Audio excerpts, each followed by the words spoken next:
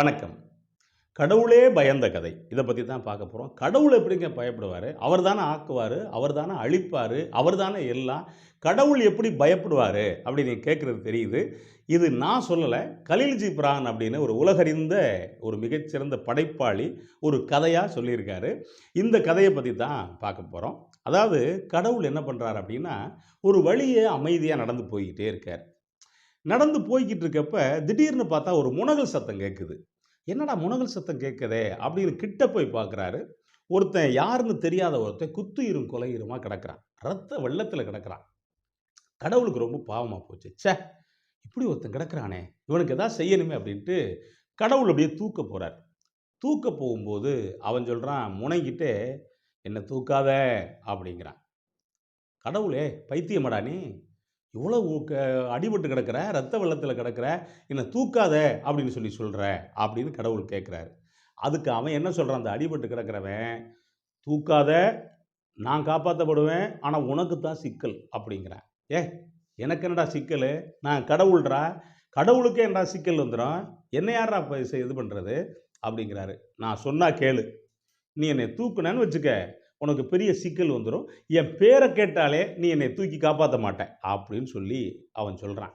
சொன்ன உடனே கடவுள் கோவமாயிடுறாரு. நானே கடவுள், உலகத்தில ஆக்குறது, அழிக்கிறது எல்லாமே நான். நீ தைரியமா சொல்ற, உன் பேர கேட்டா எனக்கு சிக்கல் வந்துரும்னு சொல்ற அப்படிங்கிறாரு. உன் பேர் என்ன சொல்லு பார்ப்போம் அப்படிங்கிறாரு.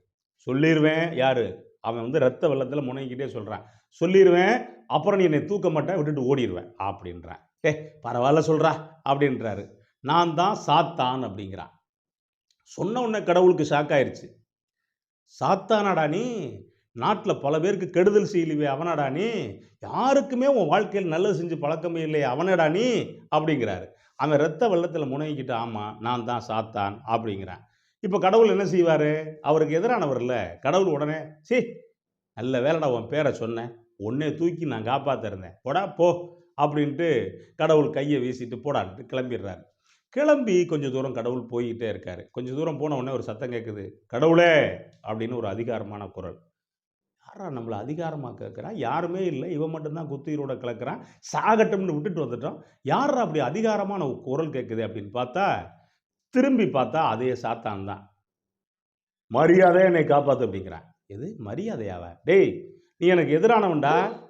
மக்களுக்கு எதிரானவன். உன்னையெல்லாம் நான் காப்பாத்த முடியாது. போடா அங்கிட்டு அப்படிங்கிறாரு. கடவுளே! மரியாதையா என்னை காப்பாத்திரு. இல்லன்னு வச்சுக்க, நெறைய சிக்கலாகி போயிரும் அப்படிங்கிறான். கடவுள்னா என்னைய மிரட்டுறியா நீ?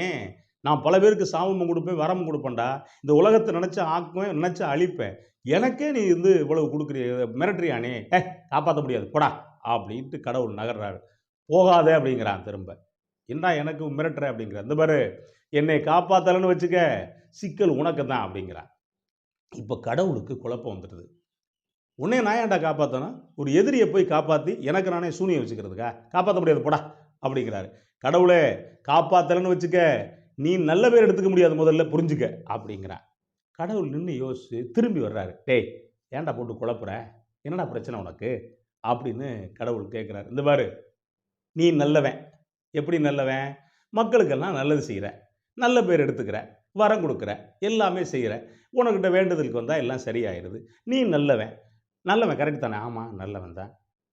அப்ப இந்த நல்லது எதனால செய்ற? அப்படின்னு கடவுள்ட்ட கேட்கிறேன். கடவுள் என்னடா மக்களுக்கு வேண்டியத செய்றேன். இந்த பாரு சாத்தான் நான் இருக்கேன்ல, நான் எல்லாருக்கும் கெடுதல் செய்றேன். நான் அம்புட்டு பேருக்கும் கெடுதல் செய்ய செய்ய, நீ எல்லாமே உன்ட்ட வர்றாய்ங்க. என்னைய காப்பாத்து, காப்பாத்து, காப்பாத்து அப்படின்னு உன்கிட்ட வர்றாய்ங்க. ஒருவேள நான் ஒருத்தன் இல்ல, செத்து போயிட்டேன்னு வச்சுக்கவே. என்ன செய்வாங்க? கெடுதல் செய்யவே நாட்ல ஆள் இல்லாம போயிரும் உலகத்துல. கெடுதலே செய்யலன்னா, அப்புறம் கடவுளான உனக்கு என்ன வேலை இருக்கு? உன்னை தேடி எவனாவது வருவானா? நீ யாருக்காவது வரம் குடுப்பியா? நீ யாருக்காவது நல்லது செய்ய முடியுமா? அப்படிங்கிறான். சொன்ன உடனே கடவுள் டப்புன்னு யோசிக்கிறாரு. ஆமால்ல, இவன் வந்து கெட்டது செய்றதுல தானே அவங்களுக்கெல்லாம் நம்ம நல்லது செய்றோம். ச்சே! ச்சே! ச்சே! ச்சே! ச்சே! அப்படின்னு கடவுள் யோசிச்சவரு, உண்மையிலே ஒரு பயம் வருது. அப்ப இவன காப்பாத்தலன்னா நம்ம என்ன செய்றது? நம்ம கடவுளா இருக்க முடியாது அப்படின்ட்டு என்ன பண்றாரு, வேகமா வந்து அந்த குத்துயிரும், கொலையுருமா ரத்தத்தோட இருக்கக்கூடிய அவன அப்படியே வாரி அணைச்சுக்கிட்டு, "வாடா என் நண்பா! நீ இல்லாம நான் இல்லடா. உன்னைய காப்பாத்த எனக்கு என்ன வேலைடா?" அப்படின்னு சொல்லிட்டு கடவுள் தூக்கிட்டே போறார். இது சொல்ல வர்ற கருத்து என்ன அப்படின்னா, இது கடவுளுக்காக சொல்லப்பட்ட கதை இல்ல. எந்த ஒரு நல்லது செய்கிறவனுக்கும் யார் இதாக இருப்பான் அப்படின்னா கெட்டது செய்கிறவன். இந்த நல்லதும் கெட்டதும் கலந்தே இந்த உலகத்தில் இருக்குது அப்படிங்கிறதுக்காகத்தான் கலீல் ஜிப்ரான் இந்த கதையை ரொம்ப அருமையாக சொல்லியிருப்பார். நன்றி, வணக்கம்.